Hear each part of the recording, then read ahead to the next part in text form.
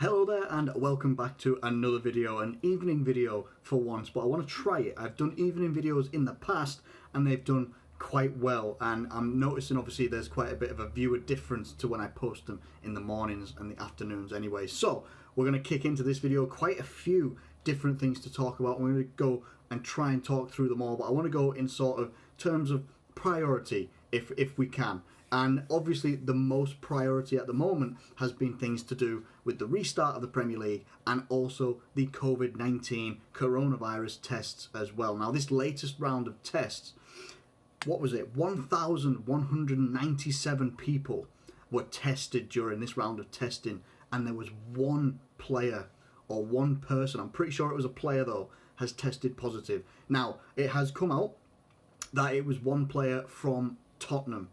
It doesn't matter where the player or the person came from, what club they came from. It doesn't really matter, and it doesn't actually really matter who it is. The important thing is that straight away the test has come up, they've tested positive, and they will now isolate for 2 weeks, along with whoever in the previous 2 weeks or the other lots of testing. Obviously last week there was 0 returns on positive results, and then before that there were a couple at least, so they'll be self-isolating. This player, whoever it is, will be going to self-isolate as well, and to think 1,197 people were tested, one person tested positive, 1,196 people are okay as of right now. So that's good. That is good.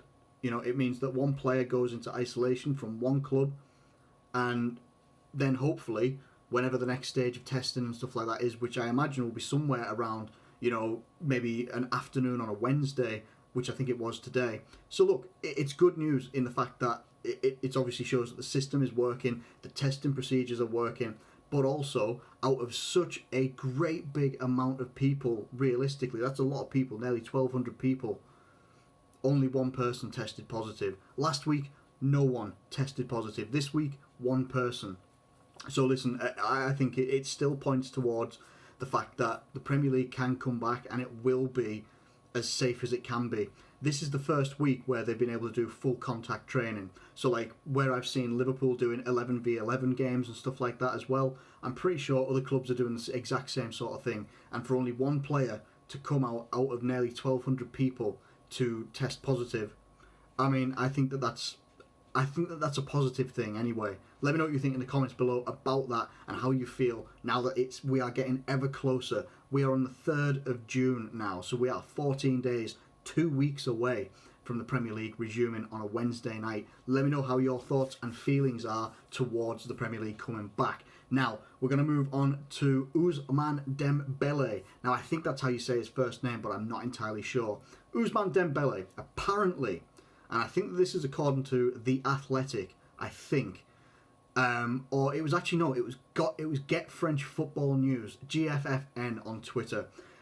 Liverpool have apparently approached Barcelona and Ousmane Dembele with a loan with an option to buy to take Dembele from Barcelona for a year. I didn't even bother going to look at Ousmane Dembele's stats or anything like that. He is one of the only players that could rival Daniel Sturridge for an injury record.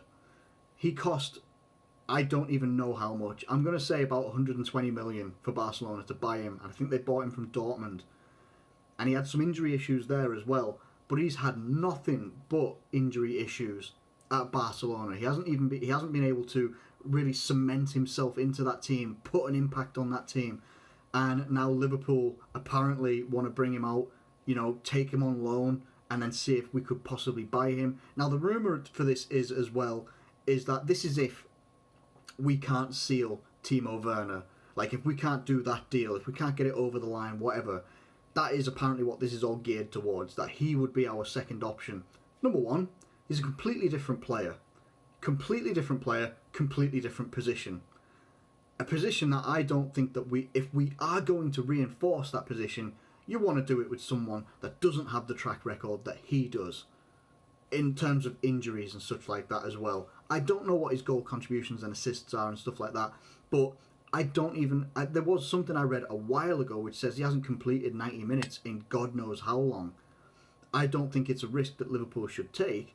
And I think if you can't get your primary target over the line, which would be Timo Werner by all accounts, then you've got to look for something or someone in a similar vein. You don't go from a Timo Werner, an out-and-out striker, pacey striker, gets in behind really, really nicely, and is by all accounts a very good hard worker as a striker. You don't then go to a winger who, by all accounts, is a skillful player. He's good with both feet, whatever. And he was very good at Dortmund. I remember that much. He was good at Dortmund. Haven't really seen him. All right, he played okay against Liverpool and Barcelona game, but he also missed a very, very, they could have sealed that game right then and there in the first half, the first leg of the Champions League last year. And he missed it. He didn't do well. He didn't play the second leg, I don't think, either. But I digress. You don't go and get someone that's completely different. And I know that Jurgen Klopp and the coaching team and everything like that, you can turn players from being wingers into strikers. We've seen him do it briefly with Salah. We've seen him do it and use Sadio Mane through the middle as well, but never as a permanent option. If we're going to go out and do someone or do some money on someone, you want it to be as a striker, in my opinion. I think that we're quite set on the wings. I think we've got young lads that are coming through. That Harvey Elliott is probably the one that comes to mind the most. That will take those places as well. There's still options that we could go for. I don't think Dembele is the one. He looks, just let me know what you think in the comments below. Ousmane Dembele to Liverpool, would you want to see it happen? Me personally, no, I don't. Not because he's not a good player, but he's very injury prone, and that's just not something that we need. After the years we had with Sturridge, it's just not something that we should even be entertaining, in my opinion. And then the last one we're going to come on to is Timo Werner, and a lot of outlets are turning around and saying, listen, 15th of June is when the £49 million release clause expires for Timo Werner. So I went and looked and try and figure out, okay, what does that mean? So apparently that means that once the 15th of June hits, and if Liverpool, Chelsea or Man United, the teams that are apparently in for him because he wants to chase Champions League football, which is understandable, that's exactly what he wants. If none of us get or trigger that release clause on the 15th of June, if none of us do that, then what it means, I think, is that his fee could go up from 70 to 80 million between now and next summer. Now, according to, again, The Athletic or David Ornstein. Now, David Ornstein used to be the guy that used to report all the time on Arsenal stuff. Now, even Arsenal fans don't like him, so that should say something about the guy. Now, in his article, he says that if they wait until next year, claiming that it drops to 36 million next year, and then if somehow no one buys him between this summer, next summer, and then if you wait until the summer after that, his release clause drops to 22 million in 2022. I don't know how viable that is. He's having an excellent season right now. He's having probably his best season. I think he's got the most goals in the Bundesliga, just under Lewandowski. I think Lewandowski's obviously running away with it because he is who he is, but I think Timo Werner's right just under him as a goal scorer. He's a fantastic player. He's a fantastic striker. I think if we're going to go out there and get Timo Werner, it would have to be this year. Now, he's apparently holding out for a move to Liverpool and doesn't want to move anywhere else, doesn't want to move. He doesn't want to stay in Germany. He does want to go to Europe. Now, whether it's all going to be about who can offer him what he wants.